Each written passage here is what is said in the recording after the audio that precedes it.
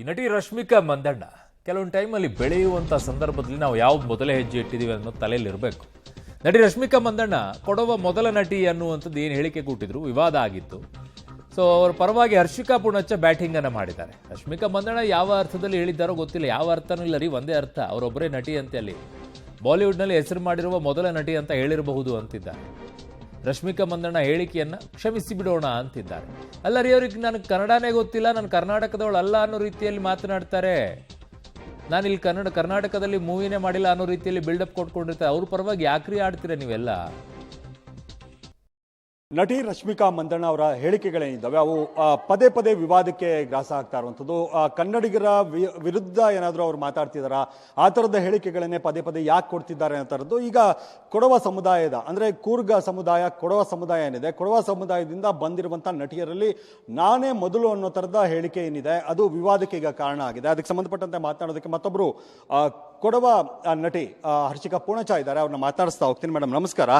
ಮೊದಲಿಗೆ ನೀವು ಗಮನಿಸಿದ್ದೀರಿ ಅನ್ಸುತ್ತೆ ಅವ್ರ ಹೇಳಿಕೆಯನ್ನ ನೋಡಿದ ನಂತರ ನಿಮ್ಗೇನು ಅನ್ನಿಸ್ತು? ಮೊದಲಿಗೆ ನನ್ನ ಪ್ರಕಾರ ನಾನು ಆಗ್ಲಿಂದ ಅದೇ ಹೇಳ್ಕೊಂಡು ಬಂದೆ. ಏನಂದ್ರೆ ರಶ್ಮಿಕಾ ಮಂದಣ್ಣ ಅನ್ನೋ ಹೆಸರು ಇಡೀ ವಿದೇಶಗಳಲ್ಲಿ ಪಾಪ್ಯುಲರ್ ಆಗಿಬಿಟ್ಟಿದೆ. ತುಂಬ ಒಳ್ಳೆ ಹೆಸರು ಮಾಡಿದ್ದಾರೆ. ಒಂದು ಹೆಣ್ಣು ಮಗು, ನಮ್ಮ ಕೊಡವ ಕಮ್ಯುನಿಟಿಯ ಹೆಣ್ಣು ಮಗು, ನಮ್ಮ ಕೊಡಗಿನಲ್ಲಿ ಹುಟ್ಟಿ ಬೆಳೆದಂಥ ಒಂದು ಹೆಣ್ಣು ಮಗು ಈ ಮಟ್ಟಕ್ಕೆ ಹೆಸರು ಮಾಡಿರೋದು ನನಗೆ ತುಂಬ ಹೆಮ್ಮೆ ಇದೆ. ಸ್ಪೆಷಲಿ ಆ್ಯಂಡ್ ಅವರು ನಮ್ಮ ಕಮ್ಯುನಿಟಿಯವರು ಅಂತ ಹೇಳ್ಕೊಳ್ಳೋಕ್ಕೆ ಇನ್ನೂ ತುಂಬ ಹೆಮ್ಮೆ ಇದೆ. ಈ ಒಂದು ವಿವಾದ ಏನಿದೆ, ವಿವಾದ ಅಂತ ನಾನು ಹೇಳಲ್ಲ, ಒಂದು ಇಂಟರ್ವ್ಯೂ ಅಲ್ಲಿ ಹೇಳಿರೋಂಥ ಮಾತು ನನ್ನ ಪ್ರಕಾರ ಅವರು ಹೇಳಕ್ಕೇನು ಹೊರಟಿರೋದು ಅಂತ ಹೇಳಿದ್ರೆ, ನಾನು ಈ ಸಮಯದಲ್ಲಿ ಈಗ ಏನು ತೆಲುಗು ಇಂಡಸ್ಟ್ರಿ ಆಗಲಿ ಹಿಂದಿ ಇಂಡಸ್ಟ್ರಿಯಲ್ಲಾಗಲಿ ಈಗ ಹೆಸರು ಮಾಡಿರೋಂಥ ನಟಿಯರಲ್ಲಿ ನಾನು ಮೊದಲು ಅಂತ ಹೇಳಿರ್ಬೋದೇನೋ. ಈಗ ಈ ಸಮಯದಲ್ಲಿ ನಂಬರ್ 1 ನಾನು ಅನ್ನೋ ರೀತಿಯಲ್ಲಿ ಹೇಳಕ್ಕೆ ಬೇಜಾರು ಅನಿಸ್ತಾ ಇಲ್ವಾ ಅಂತ? ಯಾಕಂದ್ರೆ ನೀವು ಅವ್ರಿಗಿಂತ ಮೊದಲೇ ಬಂದ್ರಿ, ತುಂಬಾ ಸಿನಿಮಾಗಳಲ್ಲಿ ಆಕ್ಟ್ ಮಾಡಿದ್ರಿ, ನಿಮ್ಗೇನು ನೋಡಿದ್ರ ನಾವು ಎಲ್ಲ ಮೊದಲು ಬಂದಿದ್ವಿ, ಈಗಲೂ ನಾನೇ ಫಸ್ಟ್ ಅನ್ನೋ ತರ ಮಾತಾಡ್ತೀವಿ.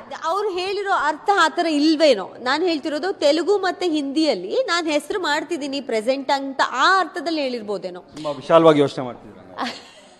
ನಾನೆಲ್ಲ ವಿಚಾರದಲ್ಲಿ ಪಾಸಿಟಿವ್ ಹುಡುಕ್ತೀನಿ, ಅವಾಗಲೇ ಪಾಸಿಟಿವ್ ಆಗಿರೋಕ್ಕಾಗೋದು ಲೈಫಲ್ಲಿ. ಬಟ್ ನಾನು ಹೇಳೋದೇನೆಂದರೆ, ಇವಾಗ ನಮ್ಮನ್ನೆಲ್ಲ ಬಿಟ್ಬಿಡಿ. ನಾನು ಹೇಳೋದು, ನಾವೆಲ್ಲ ನೋಡಿಕೊಂಡು ಹುಟ್ಟಿದಾಗಿಂದ ನೋಡ್ಕೊಂಡು ಬಂದಿರೋರು ಪ್ರೇಮ ಅವರು. ಅವರಂಥ ಅದ್ಭುತ ನಟಿ. ಏನಂದರೆ ಪ್ರೇಮ ಅವ್ರು ಇದ್ದಾರೆ ಅಂತ ಹೇಳಿದ್ರೆ ಹೀರೋಗೆ ಸಮಾನ, ಅವರೇ ಹೀರೋ ಸಿನಿಮಾಗಳಲ್ಲೆಲ್ಲ. ಈಗ ಹೇಗೆ ಮಾಲಾಶ್ರೀ ಮ್ಯಾಮ್ ಇದ್ರು ಆ ಥರ ಪ್ರೇಮ ಅವರ ಸಿನಿಮಾಗಳಲ್ಲಿ ಅವರಿದ್ದಾರೆ ಅಂತ ಹೇಳಿದ್ರೆ ಸಿನಿಮಾ ಬಿಸ್ನೆಸ್ ಆಗೋದು, ಅಷ್ಟು ಹೆಸರು ಮಾಡಿದ್ದಾರೆ. ಸೊ ಖಂಡಿತ ಅವರು ನನ್ನ ಪ್ರಕಾರ ಪ್ರೇಮ ಅವ್ರನ್ನೆಲ್ಲ ಗೊತ್ತಿಲ್ಲದೆ ಎಲ್ಲ ಇರಲ್ಲ. ಅವರು ಆ ಅರ್ಥದಲ್ಲಿ ಹೇಳಿಲ್ಲ. ನನ್ನ ಪ್ರಕಾರ ಏನಂದ್ರೆ, ಈ ಸಮಯದಲ್ಲಿ ಈಗ ಈ ಒಂದು ಅವರೆಲ್ಲ ಬ್ಯಾಕ್ ಟು ಬ್ಯಾಕ್ ಸಿನಿಮಾಗಳು ಹಿಟ್ ಆಗಿದೆ.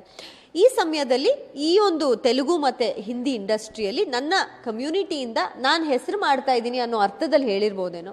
ಸೊ ಎಲ್ಲೋ ಒಂದು ಕಡೆ ನಮ್ಮ ಕೊಡಗಿನ ಹುಡುಗಿ ಇಷ್ಟು ಹೆಸರು ಮಾಡ್ತಿದ್ದಾರೆ, ಸಪೋರ್ಟ್ ಮಾಡಬೇಕು. ನನಗಂತೂ ತುಂಬ ಹೆಮ್ಮೆ ಇದೆ ಅವ್ರ ಮೇಲೆ. ಒಳ್ಳೇದಾಗಲಿ ಅಂತ ಕೇಳ್ಕೊತೀನಿ. ಇದೇ ಮೊದಲಲ್ಲ, ಅಂದರೆ ಕನ್ನಡದ ವಿಚಾರಕ್ಕೂ ಕೂಡ ಅವರು ಹೇಳಿಕೆಗಳು ವಿವಾದ ಆಯಿತು. ನಾನು ಬೇರೆ ರಾಜ್ಯಕ್ಕೆ ಸೇರಿದವಳು ಅನ್ನೋ ಥರದ್ದು ಹೇಳಿಕೆಗಳು, ನಾನು ಕನ್ನಡದವಳಲ್ಲ ಅನ್ನೋ ಥರದ್ದು, ಕನ್ನಡಿಗರೆಲ್ಲರೂ ಕೂಡ ಅವ್ರು ನಮ್ಮ ಕನ್ನಡದವ್ರಲ್ಲ ಅನ್ನೋ ಥರದ ಫೀಲ್ ಬಂದ್ಬಿಟ್ಟಿದೆ ಕನ್ನಡಿಗರಿಗೂ ಕೂಡ. ಇಲ್ಲ, ಅದು ಎಲ್ಲೋ ಒಂದು ಕಡೆ ಅವರು ಹೇಳಿಕೆ ಸ್ವಲ್ಪ ಅವರು ಏನಂದ್ರೆ, ನಾನು ಈಗ ಹೈದರಾಬಾದಲ್ಲಿ ಉಳ್ಕೊಂಡಿರೋದು ಅನ್ನೋದನ್ನ ಹೇಳಕ್ ಹೋಗಿ ನಾನು ಹೈದರಾಬಾದ್ನವಳು ಅಂತ ಹೇಳ್ಬಿಟ್ಟಿದ್ದಾರೆ. ಅದ್ರ ಬದಲು ನಾನು ಹುಟ್ಟಿದ್ದು ಬೆಳೆದಿದ್ದು ಕರ್ನಾಟಕದಲ್ಲಿ, ಆದರೆ ನಾನೀಗ ಪ್ರೆಸೆಂಟ್ ನಾನು ಉಳ್ಕೊಂಡಿರೋದು ಹೈದರಾಬಾದ್ನಲ್ಲಿ, ನಾನು ತೆಲುಗು ಸಿನಿಮಾ ಮಾಡ್ತಿರೋದ್ರಿಂದ ನಾನು ಉಳ್ಕೊಂಡಿರೋದು ಹೈದರಾಬಾದ್ನಲ್ಲಿ ಅಂತ ಹೇಳ್ಬಿಟ್ಟಿದ್ರೆ ಅಷ್ಟು ದೊಡ್ಡ ವಿವಾದನೆ ಆಗ್ತಿರ್ಲಿಲ್ಲ. ಎಲ್ಲೋ ಒಂದು ಕಡೆ ಅವರು ಮೈಂಡಲ್ಲಿ ಬೇರೆ ಏನೋ ಇದೆ, ಅವ್ರ ಅರ್ಥ ಅವ್ರು ಹೇಳಕ್ ಹೋಗೋದೇ ಬೇರೆ ಏನೋ, ಅವ್ರು ಹೇಳೋದೇ ಬೇರೆ ಏನೋ, ಆ ಥರ ಆಗ್ತಿದೆ. ಬಟ್ ಅದೆಲ್ಲೋ ಒಂದು ಕಡೆ ತಿತ್ಕೊಳ್ಳಿ ಅಂತ ನಾನು ಹೇಳಕ್ಕೆ ಇಷ್ಟಪಡ್ತೀನಿ.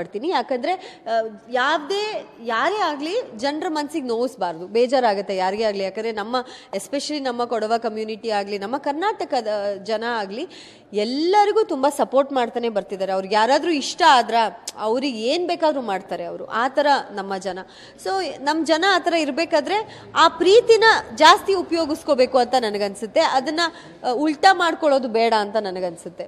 ಮಾತಾಡ್ಬೇಕಾದ್ರೆ ಸ್ವಲ್ಪ ಯೋಚನೆ ಮಾಡಿ ಮಾತಾಡಲಿ. ಬಟ್ ಈ ಒಂದು ವಿಚಾರದಲ್ಲಿ ನನಗನ್ಸಿದ್ದು ಈ ಥರ ಅರ್ಥದಲ್ಲಿ ಹೇಳಿರ್ಬೋದು. ಏನಂದರೆ, ಈ ಪ್ರೆಸೆಂಟ್ಲಿ ನಾನು ಚೆನ್ನಾಗಿ ಮಾಡ್ತಾ ಇದ್ದೀನಿ ಅನ್ನೋದು. ಮೇಡಮ್, ಈಗ ಇನ್ನೊಂದು ಮಾತು ಹೇಳಿದ್ದಾರೆ ಅವರು, ಅಂದರೆ ಕೊಡವ ಸಮುದಾಯದಲ್ಲಿ ಮನೆಗಳಲ್ಲಿ ಒಂದು ಹುಡುಗಿ ಈ ಥರ ನಟಿ ಆಗೋದು ತುಂಬ ಕಷ್ಟ, ನಾನು ಆ ಕಷ್ಟ ಫೇಸ್ ಮಾಡಿದ್ದೀನಿ ಅಂತ. ಅಷ್ಟು ಸ್ಟ್ರಿಕ್ಟ್ ಇರುತ್ತಾ ಕಮ್ಯುನಿಟಿಲಿ? ಖಂಡಿತ ಇಲ್ಲ. ನೀವು ಆ ಥರ ಸ್ಟ್ರಿಕ್ಟ್ ಅಂತ ಇದು ಬಿಟ್ಟಿದ್ರೆ ನಮ್ಮ ಇಂಡಸ್ಟ್ರಿ, ನಮ್ಮ ಕೊಡವ ಕಮ್ಯುನಿಟಿಯಿಂದ ಯಾರು ಬರ್ತಾನೆ ಇರಲಿಲ್ಲ. ನಮ್ಮ ಕೊಡವ ಸಮುದಾಯದಲ್ಲಿ ಹೆಣ್ಮಕ್ಳಿಗೆ ಕೊಡೋಷ್ಟು ಫ್ರೀಡಮ್ ಯಾವುದೇ ಕಮ್ಯುನಿಟಿಯಲ್ಲೂ ಇಲ್ಲ ಅಂತ ನಾನು ಹೆಮ್ಮೆಯಿಂದ ಹೇಳ್ಕೊತೀನಿ. ಯಾಕಂದ್ರೆ ಒಂದು ಡೌರಿ ಸಿಸ್ಟಮ್ ಇಲ್ಲ ನಮ್ಮ ಕೊಡವ ಕಮ್ಯುನಿಟಿಯಲ್ಲಿ. ಗಂಡು ಹೆಣ್ಣು ಈಕ್ವಲ್ ಆಗಿ, ಗಂಡಿನ ಕಡೆಯವರು ಹೆಣ್ಣಿನ ಕಡೆಯವರು ಈಕ್ವಲ್ ಆಗಿ 50-50 ಶೇರ್ ಮಾಡಿ ಮದುವೆ ಮಾಡ್ತಾರೆ. ಹೆಣ್ಮಗುನ ಚೆನ್ನಾಗಿ ಓದಿಸ್ತಾರೆ. ಗಂಡ್ಮಗು ಮಾತ್ರ ಓದ್ಬೇಕು, ಹೆಣ್ಮಗು ಓದಬಾರ್ದು ಅನ್ನೋದು ಇಲ್ವೇ ಇಲ್ಲ. ಇಬ್ಬರನ್ನೂ ಚೆನ್ನಾಗಿ ಓದಿಸ್ತಾರೆ. ಆ ಥರ ಇಲ್ಲ. ಬಟ್ ಕೆಲವೊಂದು ಮನೆಗಳಲ್ಲಿ ಇವಾಗ ನಾವು ಎಲ್ಲದನ್ನು ನಾವು ನಮ್ಮ ಪರ್ಸ್ನಲ್ ಆಗಿ ತಗೊಳಕ್ಕಾಗಲ್ಲ. ಈಗ ಪರ್ಸ್ನಲ್ ಆಗಿ ಈಗ ನನ್ನ ತಂದೆ ಸ್ಟ್ರಿಕ್ಟ್ ಇರಲಿಲ್ಲ, ನಮ್ಮ ತಾಯಿ ಸ್ಟ್ರಿಕ್ಟ್ ಇಲ್ಲ. ನನ್ನ ತಂದೆ ತಾಯಿ ಏನಂದ್ರೆ ಒಬ್ಳೆ ಮಗಳು, ನನಗೆ ಎಲ್ಲ ಥರದ ಫ್ರೀಡಮ್ ಕೊಟ್ಟರು. ನನಗೆ ಎಲ್ಲ ರೀತಿಯಲ್ಲಿ ಯಾವುದೇ ಕಾರ್ಯಕ್ರಮ ಅವರೇ ಕರ್ಕೊಂಡು ಹೋಗೋರು, ಸಿನಿಮಾ ಶೂಟಿಂಗು ಅವರೇ ಕರ್ಕೊಂಡು ಹೋಗೋರು. ಕೆಲವೊಂದು ಮನೆಗಳಲ್ಲಿ ಈಗ ಮೋಸ್ಟ್ಲಿ ಅವ್ರ ತಂದೆ ಇಲ್ಲ ತಾಯಿ ಯಾರೋ ಒಬ್ರು ಸ್ಟ್ರಿಕ್ಟ್ ಇದ್ದಿರ್ಬೋದು, ಆ ರೀತಿಯಲ್ಲಿ ಹೇಳಿರ್ಬೋದೇನೋ. ಬಟ್ ಜನರಲಿ ನಮ್ಮ ಕೊಡವ ಕಮ್ಯುನಿಟಿಯಲ್ಲಿ ಯಾವುದೇ ರೀತಿ ರೆಸ್ಟ್ರಿಕ್ಷನ್ಸ್ ಯಾವ ತಂದೆ ತಾಯಿನೂ ಕೊಡಲ್ಲ. ಆ ಥರ ಇದ್ದಿದ್ರೆ ಒಬ್ಬ ನಮ್ಮ ಪ್ರೇಮ ಅವರು ಬರ್ತಾ ಇರಲಿಲ್ಲ, ಇಲ್ಲ ಹಳೇ ಕಾಲದಲ್ಲಿ ನಾವೆಲ್ಲ ಹುಟ್ಟೇ ಇರಲಿಲ್ಲ. ಶಶಿಕಲಾ ಅಂತ ಅವರು ಡಾಕ್ಟರ್ ರಾಜ್ಕುಮಾರ್ ಅವ್ರ ಜೊತೆ ಹೀರೋಯಿನ್ ಆಗಿ ಆ್ಯಕ್ಟ್ ಮಾಡಿದ್ದಾರೆ. So I think that's not there. Yeah, ಎಲ್ಲಾದರೂ ಭೇಟಿಯಾಗಿದ್ದು ಮಾತಾಡಿದ್ದು ಆ ಥರದ್ದು ಇದೆಯಾ ಅಂತ? ಯಾವುದಾದ್ರೂ ಕೊಡವ ಸಮುದಾಯದ ಫಂಕ್ಷನ್ಗಳಲ್ಲೋ ಕಾರ್ಯಕ್ರಮಗಳಲ್ಲೋ? ಕೊಡವ ಸಮುದಾಯದ ಫಂಕ್ಷನಲ್ಲಿ ನಾನು ಮೀಟ್ ಮಾಡಿಲ್ಲ. ಬಟ್ ಅವರ ಕಿರಿಕ್ ಪಾರ್ಟಿ ಸಿನಿಮಾ ರಿಲೀಸ್ ಟೈಮಲ್ಲಿ ಒಂದು ಸಾಕಷ್ಟು ಈವೆಂಟ್ಗಳಿಗೆಲ್ಲ ಹೋದಾಗ ನಾನು ಮೀಟ್ ಮಾಡಿದ್ದೀನಿ. ತುಂಬ ಒಳ್ಳೆ ಹುಡುಗಿ, ತುಂಬ ಚೆನ್ನಾಗಿ ಮಾತಾಡಿಸಿದ್ರು. ಆ್ಯಂಡ್ ಅದಾದಮೇಲೆ ಆಬ್ವಿಯಸ್ಲಿ ಅವ್ರು ತೆಲುಗುಗೆ ಹೋಗ್ಬಿಟ್ರು. ಅದಾದಮೇಲೆ ಟಚ್ ಇಲ್ಲ. ಬಟ್ ಸಿಕ್ಕಿದಾಗೆಲ್ಲ, ಆ ಸಮಯದಲ್ಲಿ ಸಿಕ್ಕಿದಾಗೆಲ್ಲ ತುಂಬ ಚೆನ್ನಾಗಿ ಮಾಡ್ತಾರೆ. ಒಳ್ಳೆ ಹುಡುಗಿ. ಮೇಡಮ್, ನೀವು ತುಂಬ ವಿಶಾಲವಾಗಿ ಯೋಚನೆ ಮಾಡಿದ್ರಿ, ಪಾಸಿಟಿವ್ ಆಗಿ ಯೋಚನೆ ಮಾಡಬೇಕು ಅಂತ ಅವರು ಹೇಳಿದ್ದೇನು ತಪ್ಪಿಲ್ಲ ಅಂತಂದ್ರಿ. ಆದರೆ ಅವರ ಹೇಳಿಕೆಗೆ ಸಂಬಂಧಪಟ್ಟಂಗೆ ಕೊಡವ ಜನಾಂಗನೇ ಒಂದು ಅಂದರೆ ಅವ್ರಿಗೆ ರಿಪ್ಲೈ ಕೊಡ್ತಿದ್ದಾರೆ, ಈ ತಪ್ಪು ಮಾತಾಡ್ತಿದ್ದೀರಿ ಅನ್ನೋ ಥರ. ಅವ್ರಿಗೆಲ್ಲ ಏನು ಹೇಳ್ತೀರಿ ಅಂತ?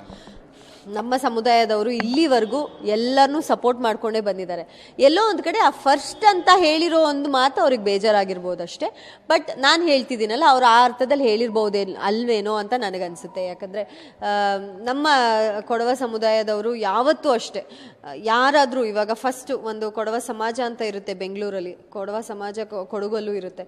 ಓವರ್ ಆಲ್ ಈಗ ರೀಸೆಂಟಾಗಿ ಕೊಡವಮ್ಮೆ ಬಾಳೋ ಅಂತ ಒಂದು ಕಾರ್ಯಕ್ರಮ ನಡೀತು. ಅಲ್ಲಿ 75,000 ಕೊಡವರು ಸೇರಿದ್ವಿ ನಾವೆಲ್ಲರೂ ಒಂದು ಕಡೆ. ಆ ರೀತಿಯಲ್ಲಿ ಯಾವಾಗಲೂ ಸಪೋರ್ಟ್ ಮಾಡ್ಕೊಂಡು ಬಂದಿದ್ದಾರೆ.